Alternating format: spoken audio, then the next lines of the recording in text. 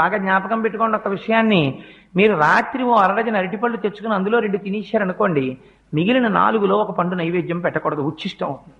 ఇంగిలి నైవేద్యం పెట్టకండి. అదేంటంటే ఆ 4ని తినలేదు కదా అంటే కుదరదు.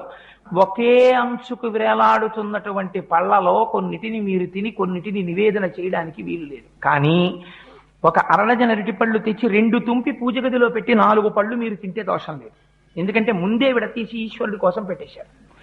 అందుకే శాస్త్రం అంది, మరి ఇలా ఒక్కొక్క రోజున ఇంట్లో అసలు ఉచ్చిష్టం కాని పదార్థం లేకపోతే మరి నివేదన ఎలాగా అంటే, శాస్త్రంలో రహస్యం ఏంటంటే ఎప్పుడూ కూడా అంటూ నిలవ చెయ్యడం అనేటటువంటి దోషములు లేని పదార్థం ప్రపంచంలో ఒక్కటే ఒక్కటి ఉంది. అది దానికి మీరు నిలవ చేసిన దోషము ఉండదు, దానికి అంటు దోషము ఉండదు. అటువంటి పదార్థం ఒక్కటే బెల్లం ముక్క. అందుకే తప్పకుండా బెల్లం ఇంట్లో ఉంచుకుంటారు. అది పరమమంగళ స్వామికి అవసర నైవేద్యం పెట్టేస్తే పొంగిపోతాడు ఆయన. పైగా మీకు గమ్మత్తు తెలుసా అండి, బెల్లం ముక్క నైవేద్యం పెడితే ఇంట్లో ఆరోగ్యంగా ఉంటారు.